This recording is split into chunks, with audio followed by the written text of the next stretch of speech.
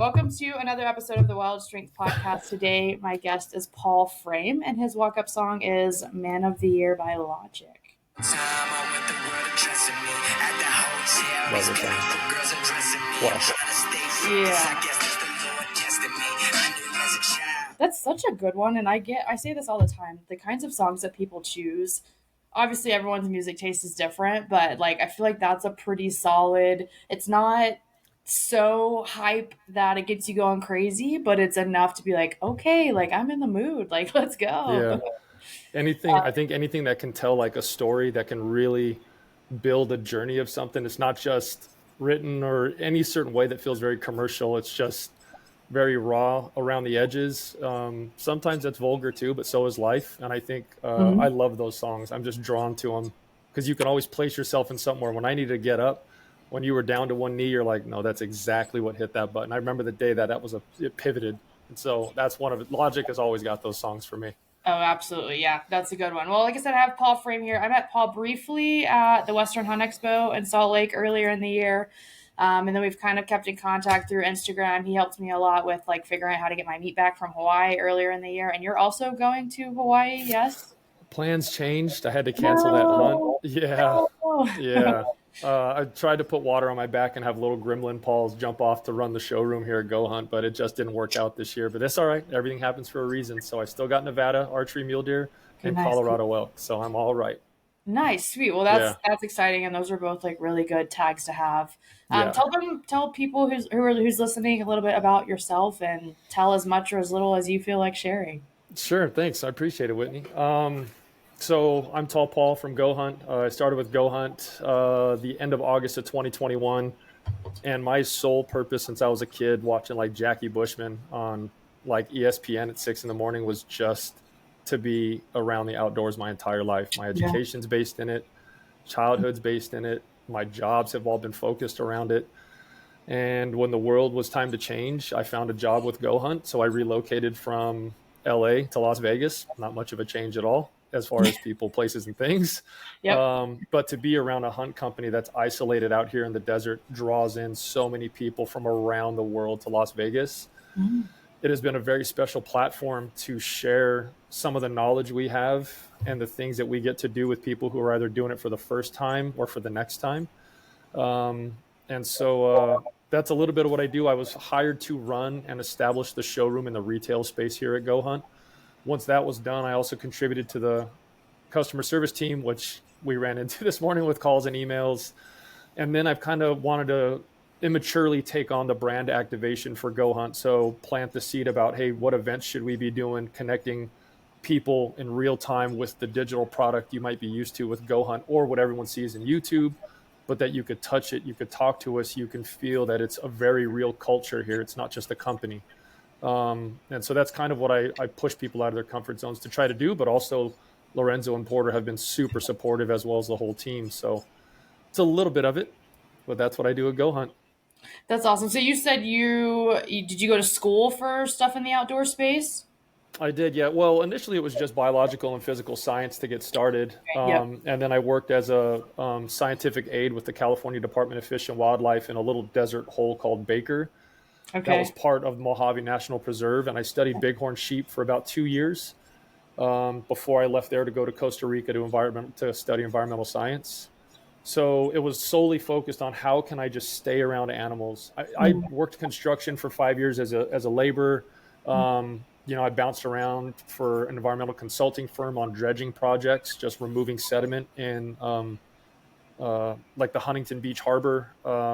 But you name it, it was just needing to be outside and just observing wildlife. And then when I saw this opportunity to work for a hunt company, although it took me indoors, the ability to separate to do things outdoors has been great. So like we still build a lot of guzzlers here in Nevada. We still do a lot of sheep and deer captures here in Nevada. We're very involved in that still. But now I get to be surrounded by the people that inspire me to be better in whatever it is I'm doing. So it's been a very special ride for sure. That's awesome. Yeah, I took a class in undergrad and I'm blanking what it was. I think it was called environmental sciences because at the time I started as a political science major and we needed like real science credits to graduate. Mm-hmm. So I took environmental science just as like what sounded like an easy credit. And my favorite class I've ever taken to date. It was like all things related, like about the earth, about animal science, just kind of Yeah. like an intro to kind of what that major was. And sometimes I think like, man, Whitney, did I miss something? Like, Yeah. should I have maybe done that as a major? Because I'm so kind of like you went to school for it. I'm so intrigued by just like Mother Nature, period. Mhm. Right? Like it offers us so much, but the changes that all happen and everything that plays together to make what we see on a daily basis. So I can only imagine going to school with that was probably really fun. And even like kind of getting into that workspace was like rather enjoyable, I would think. Yeah, it was every single day. I remember one class, it was Intro to Forestry. We Mm. had a kid who would show up to class with the snakes he had captured or desert hairy scorpions he'd picked up to show the class. It would be like Great Basin gophers. Some of them were just like garter snakes. Although our professor was like, dude, you can't be removing stuff from its natural environment and introducing things like that. But also, some of Yeah. us were just kind of like, if you're at Disneyland, of course you're going to lose your crap and go ape, just go crazy. It's Disneyland. So when you're in a forestry class with people who are just bringing animals in, but then there was plant identification, there was wildland resources and forestry. Yeah. We learned about wildfires, even the recreational side, developing campsites, ADA access, all the little tiny aspects that someone might not think about, but getting into outdoors and recreating, you got to learn it from its nexus. And I think that builds the appreciation of the why behind a lot of things and some of the passion in what goes into like recently protecting our public lands or like what you guys fight for all the time in Colorado. If you've been around it enough to know, man, when I was, me and Jesus were in short pants, it was from the beginning of Mm-hmm. when we got to learn these things. And so having an education in it was just a broader perspective to Mm-hmm. the one moment where someone might walk through those doors and, hey, I drew a this tag. You can fast forward to all those things you're getting ready to enjoy just to get them ready. But the Mm-hmm. education was insane. We got to do so many cool things and be a part of so much. And it was really, really cool. It was really cool. I feel like too, and one thing that I and I'm not saying all hunters are not this way, but I think there are like a vast majority of a group of hunters who just like to get out there and do the killing, which like yes, that's a huge part of it. But like you said like the plant identification and the forestry and all that stuff. I imagine when you step in the woods for any hunt, your perspective is so vastly different than just I'm here to kill the animal. Like I said, that's the goal, right? But you can I one thing that I really need to work on is like the plant identification stuff or just being able to know like if I am out of food and is this a berry that I can eat without dying or is this like something that I can consume without dying if I'm running low on food. So I think having the appreciation for that, like probably your perspective stepping out of the truck on day one of a hunt could be vastly different than someone else's perspective. I joke around and call it like a wildlife ADD. Like I can step out of a vehicle and go like, oh look how cool! Like look at the sediment deposit, and someone's like, yo, let's go. We gotta go. I'm like, yeah, but I mean, just the coloration. I'm just distracted by wildlife. Certain flowers, Mm-hmm. like in the desert here, there's a really interesting flower called the globe mallow, and it's a beautiful tulip-looking orange flower and I don't really remember the family that it's in, but it's a staple for sheep. And anytime you could find a really great slope that has a lot of that globe mallow, being that it is like an arid environment plant, it's got a very hairy, waxy leaf. But you can realize that, hey, if this slope gets enough rain, these sheep can depend on that vegetation for X amount of time. Same thing with Mm-hmm. deer. If you're noticing really good sage slope, you can appreciate that it has the environment to support wildlife, and that is what we're there to be a part of. Is like, all right, well, I'm here. And that's why I think there is that major frustration in hunting. We're like, this is a great basin, this is a very deery or elky like basin, and there's nothing here. Well, maybe not yet, but looking at Yeah. like fecal matter, looking if it's cracked and dried will let you know if it's a winter or summer range, and just little environmental details will be huge. Fly fishermen get it a lot with hatches, Oh and I yeah. think a lot of bird hunters get it with great range. They can see like different sizes, like, oh hey, the top notches on some of these quail aren't quite grown in, it might have been a late hatch. So there's certain things that I think a lot of hunters can pull from our environment to give you a different idea of what we're a part of, rather than just no animals, this is Let's a go move crappy somewhere unit, else. I'm out of Yeah. here, let's go get breakfast. Yeah. Yeah. No, I think that's so awesome. And those are all things that like are important to know as a hunter, but I think even outside of season when you're scouting, like you said, just seeing where different things end up in different times of the year, or maybe like you said, one year they are there in September and then the next year like they haven't quite made it there or they've already moved past that, just depending Mm-hmm. on how the weather was. And yeah, we could probably go on forever about that stuff because it's all super super Yeah. important things to know. I feel like one of the things, so I told you when I reached out to you that I listened to the podcast that you were on with the Go Hunt podcast, and like a couple of things that really stood out to me that I kind of want to touch on. One was everyone was kind of talking about like what their goal was, right? And I think pretty much everyone was like obviously to fill the tag, right? And you were talking about, I think maybe specifically your Colorado elk tag, and you're like, I just want to see some things.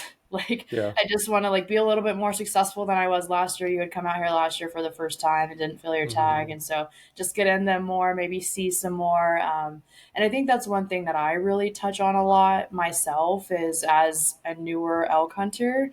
If I just simply like find a game trail that day, I'm like, oh my God, like I did something cool. I did something Yeah. exciting. Like I'm still looking and I'm still learning. And so to me, those small things are success. But for people who have been doing it for 20 plus years, they're like, yeah, I know where the game trails are, like, or they should be here and all of that. So I kind of want you to touch on a little bit for you, like why do you think that is your perspective as far as like, I just hope that I'm a little bit more successful than I was last year versus the straight up, like, I got to fill my tag. Mm-hmm. Because I already overthink a lot of things, Okay. and it doesn't take me much to just to defeat myself.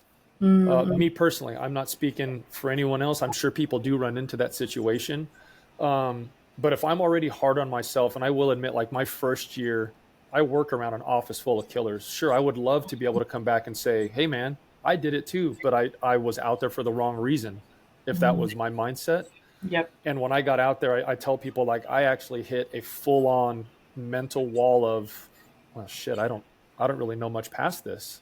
You know, Mm-hmm. I thought I was supposed to be at this point, and then you start doing the whole like they're that way, and then you're what? And so this year I thought if I did my homework correctly, if I found more than one area that I could enter into my unit where I wasn't so pigeonholed or bottlenecked in as a mindset of no, this is my entry, this is the ridge, this is the basin, and none of it worked out, then I just like grabbed a piece of yarn and started to unravel, and then that's when my hunt breaks down. So Mm-hmm. this year I thought mentally, if you don't know, then just be curious. Keep moving. Check this out. You've got X amount of days. How many basins, like how many canyons are there? Check off those canyons every day. Just, you know what? I'm going to camp up here. I found water. Tomorrow I'm going to check out this basin and get to hike and be outside and don't take myself so serious. Now, this is again speaking for myself Yeah. because it can be very intimidating. Yeah, I do want to fill that tag. And I mentioned the podcast, what does success look like? And I said a pack out, and all the guys said like, oh, it's the worst part. I didn't sign up for it to be easy, and no one Yeah. ever does. Yeah. But like to be overwhelmed with the size of an animal that's on the ground, to know the process of slow and steady is going to win this race, and I did it. I freaking did it. And like this is a dream for anyone who's ever bow hunted or hunted in general to look at one of our larger North American mammals and in its real environment to close the distance and to make that happen. I think is a special, special thing that's denied to a lot of people. And so if I can be in an area where I almost drew back, I blew a stock, it winded me, I can hear timber crashing. Holy, I was there. I was there. And Mm. so that would be a really neat thing to know that I'm getting better and better and giving myself also like a couple years. If it takes me 3, then it takes me 3. If it takes me 5, then it takes me 5. But I think consistency for me will result in completion rather than, I know some friends. I went to the Pennsylvania TAC, met some incredible people, and they're like, oh yeah, I went to Colorado for the first time, the 4 of us, we filled 3 tags. I'm like, oh, fill 3 tags, whatever, but it is what it is, right? Yeah. But I drew inspiration from them on these guys Yeah. and gals are driving 26, 30 hours Mm-hmm. and coming out west and doing it, and I live here in Nevada. There's no excuse. Do your homework, man. Yeah, So absolutely. yeah. I think that's awesome. One, I talk a lot, or a little, not a lot. And one other podcast that I did kind of talked about this concept of like journey versus destination. Like, are you a journey person or a destination person? Some people just want to get there. Some people just want to fill their first elk tag by any means possible. And if that means like getting all their pins from somebody else so that they have more chances of success or whatever, or you have the journey people who are like, you know what, I want to figure it out. Like, Yeah. I know it's going to take a little bit of time. I know I'm probably not going to fill my elk tag the first time that I get out there. If I do, cool. But like, that's not my, I don't go in there thinking or knowing that I'm going to. I go in there knowing I'm going to learn some things, and it's probably luck if I do it the Yeah. first time.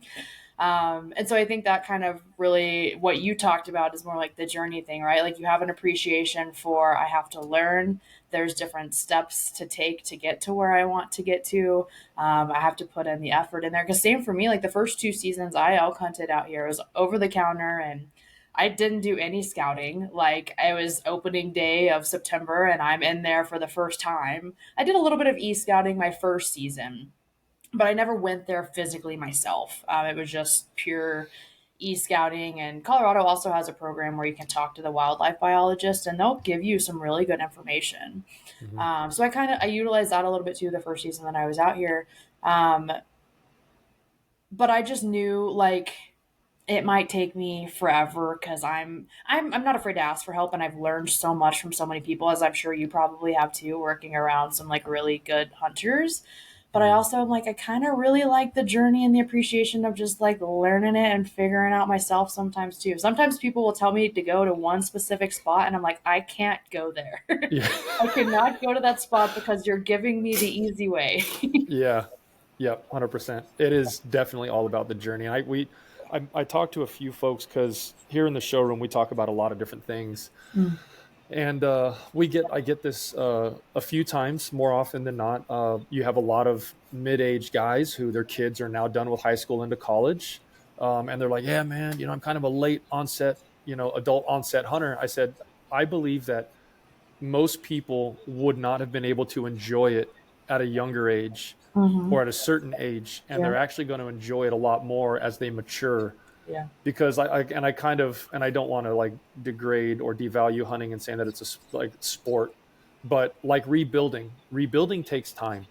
The Mm. right pieces, the right assets, conditioning, mentality, tools, weapons, gear, all those little things build what is going to make you successful. And if that takes you 6 years, then it took you 6 years. But after that sixth year, your seventh year is going to be better, and your eighth and ninth, and you got there when you got there. Mm-hmm. And I feel like when you're younger, it could be, just could be, not speaking for anybody, but it could be like now. I want to be like on the YouTube. I got to be that guy. I want to be this thing now. Yeah, then absolutely. But when you're an adult with a job and a lot of other things, you got to measure success differently. And Yeah. although we work here at Go Hunt, it is a job. Like we are career first, and then we get to hunt as part of our career second. So Right. journey for me is it for sure. I think I enjoy it more that way. Like my first javelina, people could say what they want about it. Took me 2 years to 3 years to kill my first javelina, and then ever since then I figured it out. But it's learning the environment. It's being a part of it, and I have nothing to do in January except to study these really cool southwestern legends. And same thing with mule deer. Been blowing stalks since day one, and I'm getting Yeah. better and better at it. When I shot my black bear, it was just knowing the environment, knowing where they sleep, knowing where Mhm. they bed, and being in shape to know that when you kill that animal, it's you're packing it out, bud. You got to get close. And so it would happen. And then ever since then, it's been the hardest hunt of my life. So I got lucky like my first year, and I've sucked ever since. But that's hunting. So Yeah, definitely that's a how it journey goes. guy for sure. Yeah, I think you also mentioned the like how you look forward to packing it out, which and everyone's like, "Oh man, like that part freaking sucks." And yes, every bit of it sucks. There's no single part of the pack out that's fun, except for if you are fortunate enough to have a good group of people around you and you have this shared suffering, which I'm a big proponent of, like the shared suffering with other good people. Hmm. But I think I also I look past the drawing back on it and shooting it and the animal falling down all the way to the point of like getting the animal out of there, because that to me is the final part of like I did this, Hmm. right? Like cuz I'll be honest, I've had an animal that I've shot at before and I never found that animal. I never recovered that animal. And that is the worst feeling in the world as a hunter. And Hmm. it inevitably happens to most bow hunters and some rifle hunters too. Um, But so to know that I put it down, I skinned it, I quartered it, I got it Mm. out, I got it home. I'm now sitting down eating it at the table. Like to me, that's the success because yeah, sometimes you unfortunately you draw back, you send an arrow, and that might not be your animal still. Yeah. Yep. I lost, thought I lost one of my javelina last year. It was January. I was hiking up a ridge. Long story short, I busted them. They went running through cacti, and I kind of circled back around and came up a wash. And as I came up, there was a couple that were getting out of their beds under some acacia. It looked just like a little umbrella of acacia, and it was standing up like in the stretch position at 60 yards. And I ranged it and I drew back and shot. And I thought it had ducked my arrow because I was lower than it was high, and so I ended up catching like top lung and it exited, but when it dropped to turn, all that I saw was arrow just hit dust, and I thought, oh my god, like, oh, and I thought, okay, calm down, relax. It looks like you hit it. And when I kind of got up through the cactus and acacia and crawled up and looked, there was blood everywhere, and I started to just like freak out a little bit, like I hit it. Okay, it was Yeah. here. I was there, and then I told, like, I remember I thought, put your bow down and put your pack down. There will be no more animals until you find this one. And I Mm-hmm. set everything down, and Whitney, for the life of me, I could not figure out where the hell it had gone. Okay. It's not that big of a bluff. Yeah, it's not. So I ran into one of our guys from the office because I told him about this canyon, and I saw him. I said, hey, I'm going to walk you out to your car. Just I got to step away for a minute. I'm coming back. I'll get more water. I came back in about an hour, um, because it was only about like a mile from my truck. Came back in, and I thought, okay, if I was standing on that side of the hill, where was my shot? And again, this is a very different environment, very open, lower vegetation. Like this isn't a giant timber canyon, where you could probably lose a mule deer, maybe a bull or something, Yeah. something that's large and just jacked up with adrenaline. Mm. But I started my way backwards, and as I was looking, like with my arrow, and I turned around, and my javelina was laying in a wash, and I was like, no, like did it just die? So I Yeah. kicked it, and I saw the exit wound, and actually that arrow had just hit one lung, went through the other one, and by the time it had exited, the animal had turned. But I didn't realize that it had gone through so much brush down like this just like tunnel. There Mhm. was blood just everywhere, but it left no blood trail. It had just figured out, like, it did its thing. But it was that feeling of, you drew blood, dude, you're done. Like this hunt's pretty much over with. You're camping out in Arizona for the next 2 days, just reflecting and probably Yeah. trying to find your arrow. That was another thing. I couldn't find my arrow. So there was no story to be told of where did I hit it, what's on the arrow, what did it look like, did it deploy, Yeah. the things that try to help me. And I, like, again, I overthink. But to find that animal, I just felt like to slow down, to rethink your steps. Don't step back too far. You know where you were standing. You know Mhm. your shot process. It resulted in me taking that home, and I made chile verde and just slow cooked it and did everything I wanted to do. But it went from beginning to end, Mm. um, of that animal, and I'm fortunate enough to not have lost those animals yet, but to have shot and missed some deer that I was terrified about, you because my shot just broke. I closed my eyes. I flinched. I didn't know if I hit it. It was just, the unknowing is just, it drives me nuts, man. It keeps me Oh, awake, and yeah. I couldn't think, if I saw a hit and never found it, I'd be wrecked for sure. Oh yeah, I was in Africa and I sent an arrow at an impala, like perfect quartering away, passed through, found the arrow, blood on the arrow, had lung blood, like it Mm, just picture perfect, right? And we kind of sat there, just like let it do its thing. It went behind this brush that I was for sure that it bedded down and died there. yeah, And so we go look for it. We go behind this brush, and there's a big old pile of blood right there, but there's no impala. And I'm like, okay, I don't like this. Like that was for sure where I thought that this animal was. And we tracked blood for 2, 3 hours. I was not gonna give up on this thing. Like I was finding it for sure. And what it even like hurts me to say this, but it happened. It definitely was a dead impala. We just yeah, never found it. And unfortunately, in an environment like Africa, like there's other predators that you have to worry about too. So that yep, was a big reason why we couldn't continue to look for it. But that's just one of the worst feelings. I would so much rather miss entirely. It sucks to miss. It very yeah, much sucks to miss. But God, I'd rather just totally miss an animal than yeah. have anything like that happen. Because that's hard to sit with. I can imagine too, like African animals are just tougher than $2 steaks though. Like Oh, just hitting absolutely. them isn't Mhm. enough Mhm. almost, Yeah. and for something that's probably one of the fastest land animals other than like a cheetah and pronghorn, like something like that would probably just go, go, go, go, go. Yeah, and Um, they're built to survive yeah, these crazy predators out there. yeah, Like here in the States, especially in Colorado, there's no grizzlies in Colorado. Yes, a black bear can come eat like a calf elk or something hmm like that, and but or a coyote can come in, or wolves now, I guess, would probably maybe be the worst of them. But humans, I think, are probably the worst yeah, predators that they have.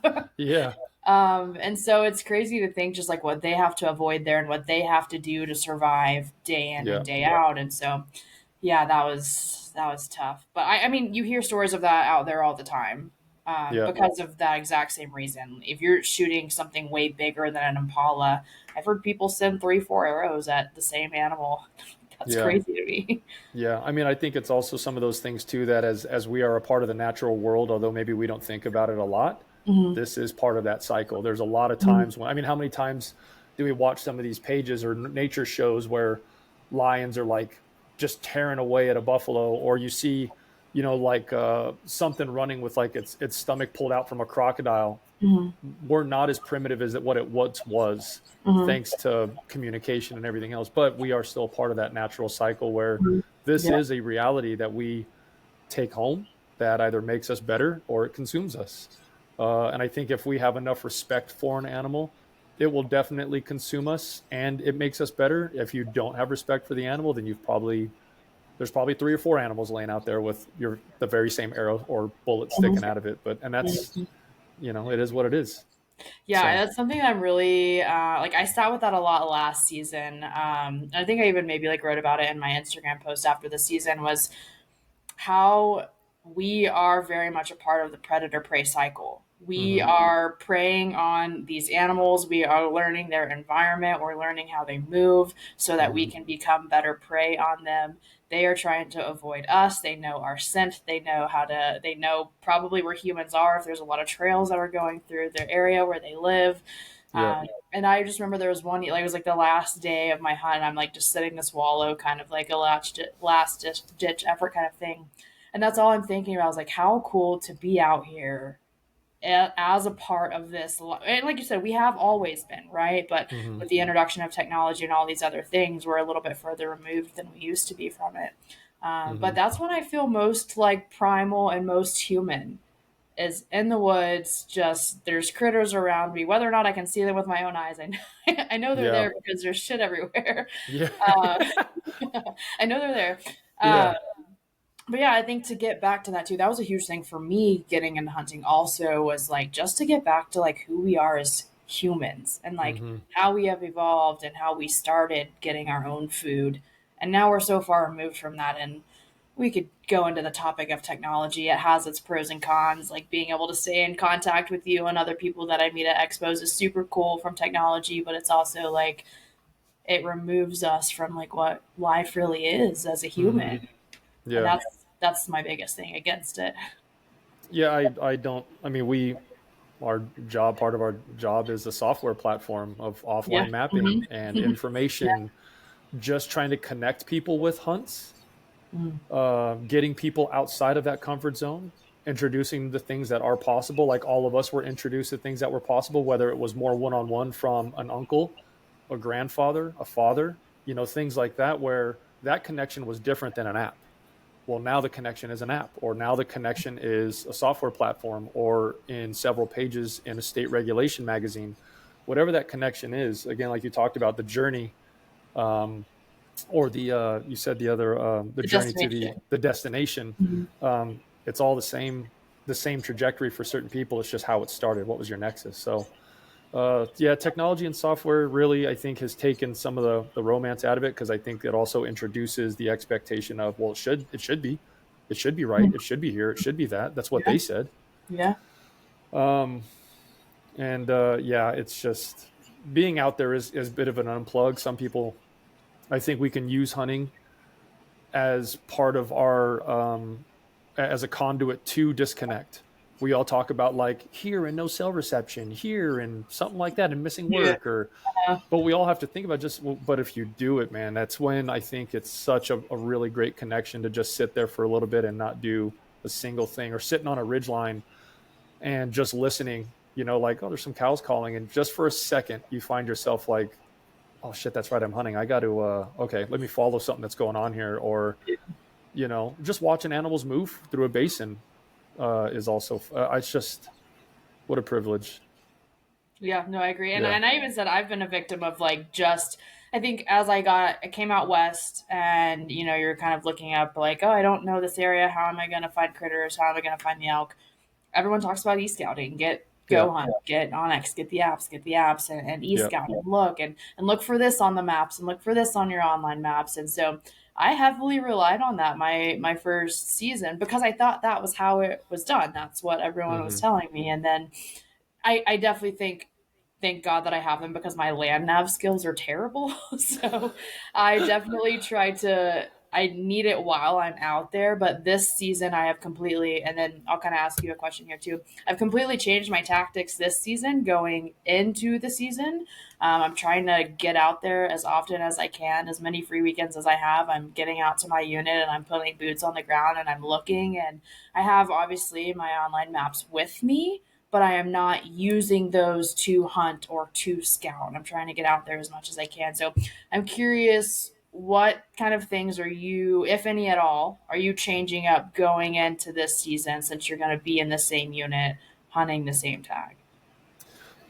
Since I'm going into the same area, it's going to be a little one dimensional for someone who maybe is going into a different area, but the Mm-hmm. terrain is still the same. It's still a challenge, right? So what I've done this time is I've e-scouted further from where I was last time. Like some of the waypoints I've dropped when I was there last time, I looked at other basins and using like certain layers, like production layers or travel corridors or summer versus winter range, and finding areas that are more densely populated during more of those layers. I'm thinking, oh, there's a different concentration here that is consistent between summer, winter, and calving. And maybe I should have pushed into this a little differently. And so looking into that, I thought, all right, well, if I've been to this point, look at this ridge here. And then if I drop a map into 3D, I'm getting an idea of terrain. I'm like, I like this saddle a lot, but I can't be there in the morning. I got to be at the bottom because the thermals are coming down. Mm-hmm. If I'm sitting on the ridge like my dumbass was last year, everything's pushing down and everything went silent on me. And I was like, oh, okay, God, see what you did there. So I'm thinking if I move my way through here quietly, just listen, they might be still moving and calling into the morning before they bed. I might be there at a good time, or they're in the timber above me. And then other than that, then I go, okay, afternoon saddle, glassing opportunity, try to pull them up. And then in the evening when things switch, then I could be in a better position. So I'm looking at different aspects in terrain in the way that is now going to, I know how far it is to a certain saddle and I camped there and I know how far I can go from here. And usually like measuring distance, how far to this point? Oh, it's only 2 point something miles. That's not that bad. I can cover that in an afternoon. And then maybe I'd make camp here because there's water, or I'll just bed. If I bivvy out, I'll just bed on top of them in this. So it's trying to figure out the A's and B's of once I'm in, what am I dealing with, rather than just showing up and going, oh, that's a lot more deadfall than I thought it was. I don't know if I want to go over all that. It's just all these things that go through my head. Mm-hmm. So this year I'm looking at, you've already been to this point. Now expand a little bit more. Mm-hmm. And then also access points. If I get something down here, where am I going to bring this thing out? Are you going to just be like all the way back up? Well, no, there's actually a trail below me about 1.5 miles. I could bring it down and then piece it and then just start to train it out one at a time and get it to a next checkpoint, hang it to cool, and then just buy my time. If I'm going by myself, I'm not trying to set a land record. And so I want to be able to kind of find my access points. And I was a kid growing up, my uncle was teaching me how to fly fish. And he said, when you hook the fish, it's not about getting it into the net. It's where you're going to land it. Look at the area behind you and figure out, did you hook this fish in a place where he's going to own you?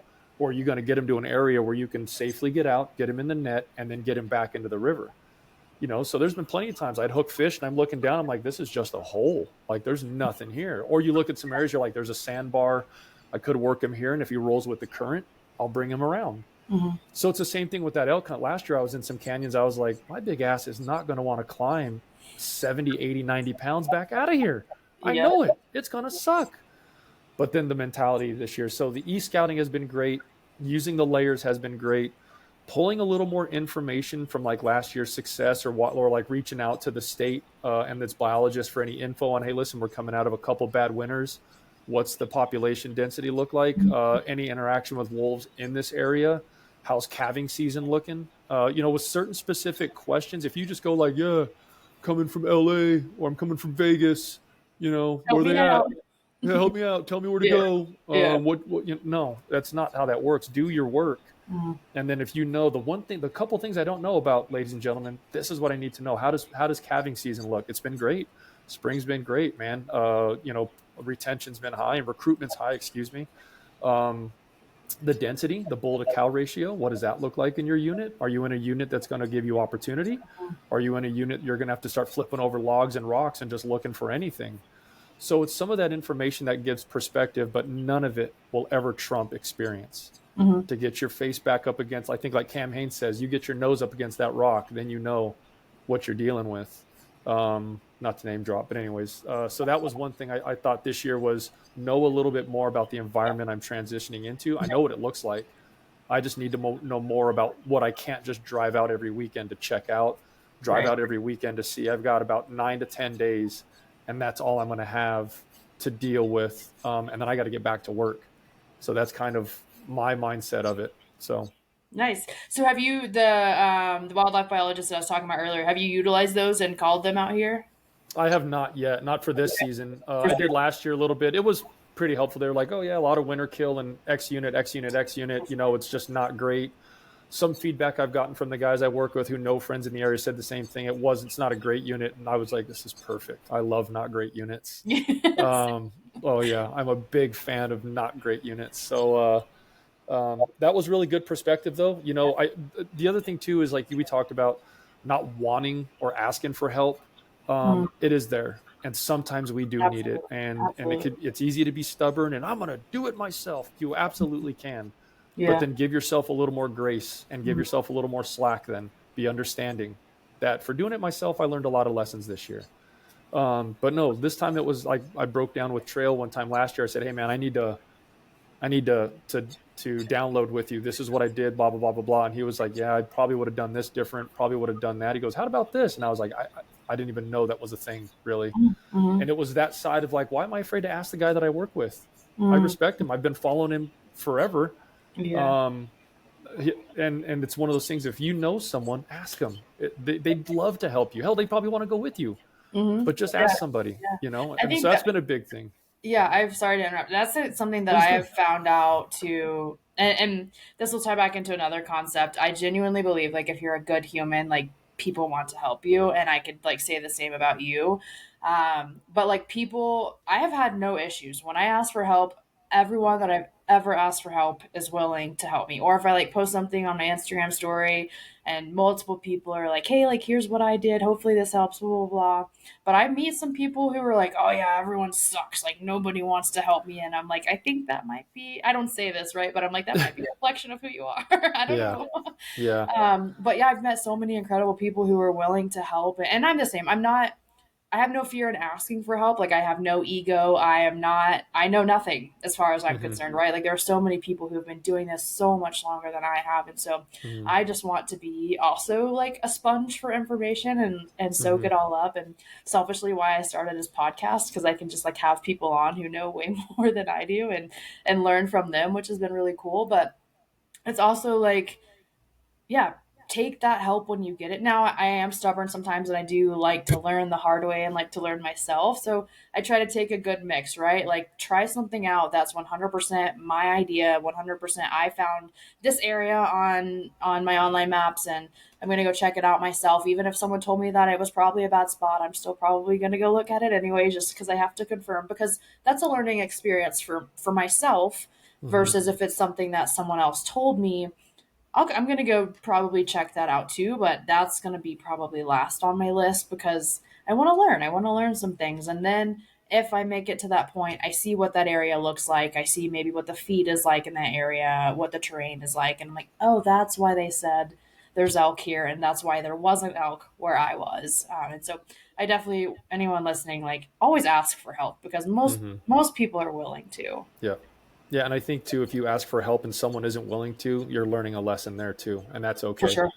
That's absolutely okay, because that is one thing I will credit software like technology with, is the ability to reach people that you might not otherwise be able to. Hmm.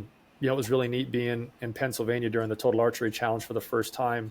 Highest hunter density in the United States. It's like 18 hunters per square mile. And it was the same weekend that Colorado draw results came out. So Mm. being Go Hunt, we were there, everyone came by like, dude, I drew the tag I put in for, being able to Yeah. share some of the knowledge with people, Mhm. being from a Western state in their home as a guest. It was really humbling, and it was really neat to be able just to help. But it's that thing of, if you don't have access, reach out, Mhm. just ask, Mhm. send somebody an email, whatever it might be. And if you don't get a response, that's okay too. But you tried, you are trying still. Absolutely. And I think that's the hardest thing too, is that barrier to entry, the intimidation, the insecurity, all the things that come along with trying to be successful in a very intimidating space. Um, it's already setting that defeat up.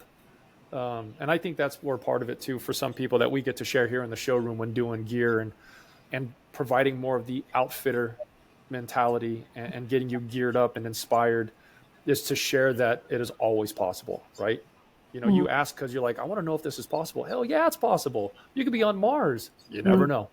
There could be a big old space. Just, it's one of those things of, to give someone hope, because they hope, they want to believe that it can happen. So someone did it for me.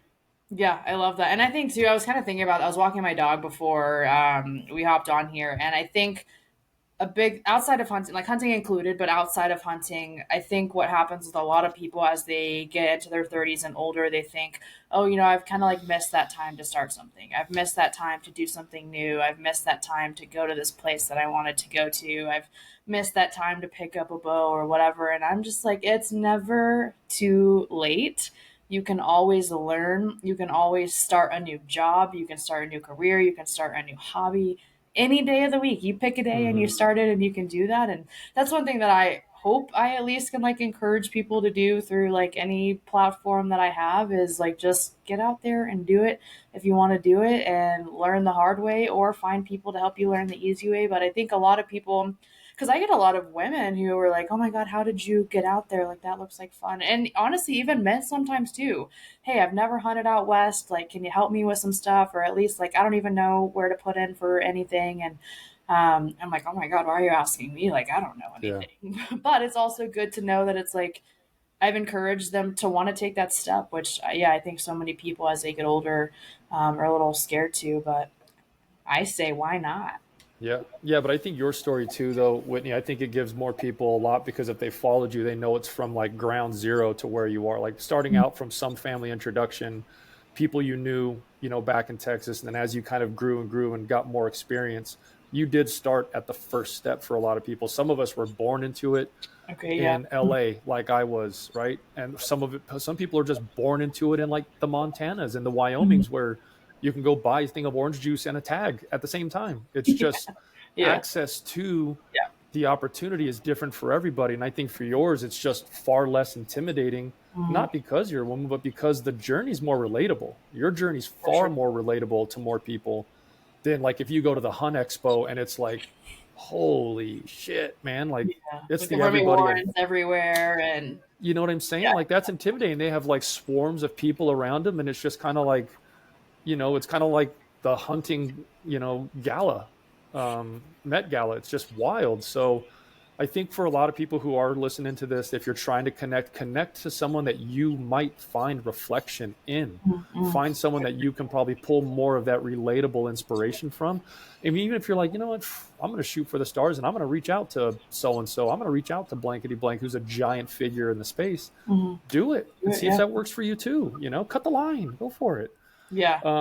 But I think what you've created is a very, very healthy place for people to understand that it begins somewhere, Mhm. and it is completely just okay for it to be a journey, Mhm. and that there's some learning curves, and that's what it's all about for sure. I think it is, anyways. I enjoy it more because of it. So Yeah, no, I appreciate that. And I've also back to like the concept of helping. I've been very fortunate to, I definitely think moving to Colorado, putting myself in the environment where these elk hunters are going to be, has been a huge help. I can walk into my bow shop and ask questions, whereas, I had amazing people at my bow shop back in Texas, but they're hunting whitetail deer off of feeder 99% of the time. So Yeah. if I were to have an elk hunt planned anywhere out west and I'm asking them questions, they might not be as much of help. And so, putting myself in the environment around people, surrounding myself with people, has been huge for me. Cause like you said, I'm a sponge. Anytime Hmm. I'll just listen to people's conversations. Like I won't even be a part of it. I'm like, I want to be a fly on the wall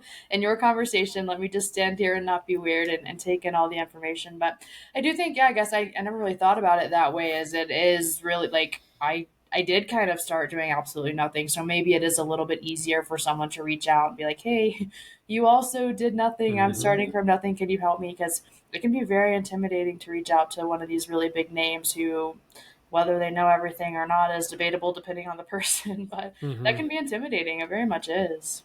Yeah, I think so. Especially like going to TAC events and stuff like that to meet people who are wanting to come up and meet the big hunt guys and all that. It's neat to observe the legitimate genuine impact people have, or like the big hunt guys have on people in our hunting space. But being accessible is so real. It's so helpful. It's so healthy. Mhm. And it really is, like, I think, nurturing to something that we are a part of in hunting that is now being whether you want to say attacked and things like that. Like it's part of that sharing it and leaving it better than we found it. And if that introduction to you or that introduction to Trail or Brady or Lorenzo or something was that person's spark, then Mhm. they're going to maybe share that experience with someone, and it's going to increase the likelihood that we're getting to save our public lands or hunting and certain Mhm. like that. Because there is, Yeah. unfortunately, like a darker, scarier side to just like waking up one day and stretching and grabbing your bow or your rifle and expecting animals to be on the landscape. And that's not it. It does start with a seed, and sometimes we're just water and dirt. But it's going to take at some point, and I think it's healthy to have outlets like yours and other podcasts or other companies and other websites where people can access that information genuinely. So we're still stewards of this thing from beginning to end. Yeah, oh, absolutely. I couldn't agree more. I do want to talk about one more thing. Like I said, I'd listened to the podcast that you guys did, and you had kind of mentioned last year maybe you were having like some back pain or problems or whatever that you feel like might have impacted your hunt. So, Yeah. kind of when I had asked, like, what are you doing a little bit differently this year? Because that's very common. Like, people have injuries, maybe you just don't have a good pack or frame or whatever, and so maybe that wasn't good for you. So that's a common thing. So what are some things as far as like your physical preparation and like the injury that you had talked about that maybe you're also doing a little bit different to prepare? Yeah. So anyone who didn't listen to that Big Hunt Guys podcast, it was a herniated disc between my L4 and L5. For just context, not that I'm bragging, but I'm 6'5", about 210. So I have a long frame, and I was lifting like I was 5'6". And it is one of those things where in my mind, I thought I had to be X, I had to be Y, and I didn't learn enough about my style, my body, or what I was trying to achieve. I just figured as long as you hear plates blanging, like clanging on bars, that's getting in shape. It's elk shape. Oh No, yeah. that was not it. Yeah. What it was is that I put my body in a situation where my body thought, "No, we're done," and I felt a pop and a burn on my left side, and that was it. It was over. So that was shortly coming back from a spring bear hunt in May. I was then in physical therapy from May through about August. I went out on a mule deer hunt, took a pack that really like torsionally flexed because I had to pack my water in here in Nevada because, as you know, Nevada is the wettest state in the United States. Absolutely. Tons of rain that we would want to get that we don't get. Uh-huh. Um, and my pack was torsionally flexing, and it added a lot of pressure. And because my lower lumbar pad wasn't loaded into my pack well or hitting around my hips, it kept sliding and just jeopardizing my form. Mm. That hunt wrecked my body. It hurt so bad. I had to cut blisters open every night just to continue to like maintain the next 6 days in my boots. I hunted one day in my Crocs. Mm. And I realized then, like, bro, you came about this the whole wrong way. So I got back from my elk hunt, got back in preparedness, bought a different pack. I actually went from a Stone Glacier to a Kafaru. Not that I'm saying one is lesser than the other, but it was what I needed for the rigidity of my frame. I have Mm. also a long torso for my height. So I needed something that was more like a gurney, something that was going to stay stiff and maintain connection on my torso, so I could drive my toes in and not feel like I was off balance. Anyways, this year it has been a change in nutrition, less things causing inflammation, a lot more kettlebell, body, and rubber band Mm. stuff. And it's more for me controlling the negative in some aspects or Mm. controlling the positive in movements rather than like a quick burst. Mm. If I want to do quick bursts, I'll do box jumps or I'll do plyo stuff with my ankles and my toes. I might do things where maybe I'm just walking backwards on the treadmill at like 4 to 6 degrees Mm. for a little bit, just to kind of like try to look at everything I can, or just feel like everything I'm working on is getting a full range of attention. A lot of shoulder stuff, just as far as not using rotator cuffs on drawback, making sure it's more of a rhomboid trap engagement and not a bicep rotator cuff engagement, making sure my bow is not over poundage. There's a lot of people who are just like sitting there screaming to get this bow out, Mm. and it's like, man, you can tear that shoulder before you even loose an arrow. So Mm. it's just slowing things down, maintaining the weight and the conditioning. We talked about it where the guy's like, you're going to chase your, what's with all the cardio? You're going to chase your animal down. The cardio is more of the punishment. The cardio is more of the, when you put a pack on, I know we've all probably been in that scenario where you've put yourself in a situation where your first thought was, oh my God, this is going to freaking suck. And I'm going to do it. I'm going to Mm. look back on this and I remember that day I changed, and it was part of my life was left on that mountain. I know I'm older now because of it, Yeah. but it's that idea of like, I don't have to just do everything bigger, heavier, and everything else. I mean, that's, if I were to want to be like 245, it's an additional 35 pounds I have to carry on the mountain, not including my pack. Mm. No, stay between 200 and 210 frame. Don't have to do a lot, and stay mobile. Be 6'5", touch your toes, move around, open your hips. So I pack a lacrosse ball with me, Mm. and I have a bugle tube, a metal bugle tube by Phelps that I'll roll my IT bands out with if I get a little Nice. like sore. Yeah. And I'll pack a rubber band sometimes in the morning in Colorado. Like last year, it was in the 30s in the morning, and I'll just try to open up a little bit. Mm. So I'm trying to just integrate movement all day long, and taking care of my body as slow as I can. Like right now, I've got like a sciatic thing that kind of came up. I visited my parents, fell asleep on the couch, spine was out of alignment, and now my hip is just on fire. And so I'm rolling out my IT band, trying to get the lacrosse ball going, doing the pigeon pose, reverse hypers, everything I need to do to be ready, because I am not going to miss this season. That's what it Yeah. is. No, I I think will all die that's on that mountain. Yeah, I think all that's great. And so many people come to me like, what specifically should I be doing? Like, what's one exercise? At Sheep Show, I sat and did, it was like four women, and we all kind of had like different specialties, and it was like a talk that we were doing. And I bring this up because I get this question all the time, but the most recent one that comes to mind was at Sheep Show, and someone was like, what's one exercise I should be doing to be preparing for hunting season? And I'm like, well, it depends. Yeah. One, there's more than one exercise that you should be doing. Two, what prior injuries do you have? What current injuries do you have? Do you have knee pain when you do certain movements? Do you have back pain when you do certain movements? Because I don't want to recommend one exercise and you have pain while doing it, but because I recommended it, you do it anyways and you make it worse. Mm-hmm.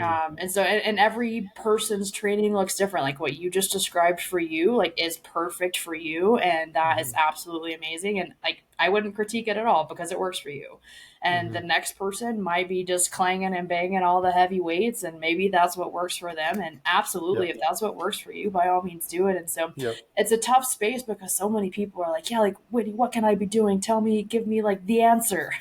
And there's not Yeah. one because everyone's so vastly different. And I just always say, do a number one, do what you like to do because you're going to be more inclined to want to continue doing it if you actually like doing it. Like, I'm not a big CrossFit girl, but if CrossFit is your thing and it keeps you going back to it, do CrossFit. I Mm-hmm. just personally, it's not my thing. And then number two, if it feels good on your body, like you said, you don't want, if you like CrossFit, but it makes your body hurt all of the time, maybe find something else that you like that doesn't make you hurt all of the time. And those are two very broad things to say, right? Like if you like it and if it feels good, and people Mm-hmm. don't like that answer, but that's the best that you can do, especially for something like being on the mountains, because you're not trying to win a gold medal. You're not trying to get like 0.5% better than your opponent. Like Yeah. you're just trying to feel good out there at the end of the day. Yeah. And so I think everyone wants all of these like specific things, and that's just not how it works sometimes. Yeah. I have a tendency of looking back at something where one person I remember one season I was in better cardio shape than strength, and that Mhm. defeated me. And then Mhm. one year you can be in better strength, but you're sitting at every ridge just dying. Yeah. Finding, I think, your balance can help. Again, this is a broad perspective, but finding your balance can help. Knowing where you struggled last year Mhm. could help. Mhm. But then I also think too, Whitney, for my body, like if I have to pack something out for 2 or 3 more days, or you have 2 or 3 more days of the struggle of hiking and cutting over timber and moving through basins, if you're burnt out on day one and you are not prepared for day two, you've lost a day. Well, I've only got 9 out here. So now I'm down to 7 more. And then Mhm. I've lost another day because I'm sore. Oh man, freaking leg day feeling tight. Bro, that's lactic acid build. I got to roll out because tomorrow morning at 4 a.m., I'm going back to the Okay. gym to do it again. Because at 4 a.m. tomorrow morning, I'm packing up to go back into that basin to grab the other quarters and the trolley begin. Like that's the mindset for me is I don't want to be in a position where the next day I cannot do what I should be prepared to do. But Absolutely. that's for me being a bigger bodied guy, not big, but like a taller Yeah. body guy. Like I have a larger canvas for things to go wrong, and I don't want there to be any reason that I cannot complete this task I set out for. I owe it to the animal, I owe it to my friends, my family, and my job to be successful. And so planning, for anyone listening, planning is going to be different for everyone, but give yourself that chance to be successful from day one to when you're done with your hunt, where you're not shorting yourself for anything. We have all year to prepare. There's no excuse. We have all year to look forward to this. Yeah, So I absolutely. hope that helps, man. Yeah, no, I couldn't agree more. And I think that was all really good. I know you have to head out here shortly. So I end all of these conversations asking my guests, what does wild strength mean to you? Or what comes to mind when you think of wild strength? So, Paul, what does wild strength mean to you? Wild strength. God, that's like a part two of this podcast, I think. Wild strength to me is I think being at a point where you're able to share in this, like we talked about earlier, people keeping things secretive. The strength is, I think, the carrying this on, the sharing the journey. Mhm. And I think there is strength in numbers. There's appreciation in Mhm. numbers, the strength to mentally prepare for what is necessary, and to share that with your friends and your family, to be strong enough to know that you're taking on something that is very, very primitive. And although with all the technology can still humble you from date, like it's BC, not 2025. Mhm. So I think what strength is to me is the mindset of providing, persevering, and sharing this journey with people. That it takes a lot to want to do that, and it's not something I think a lot of people want to do today is to share.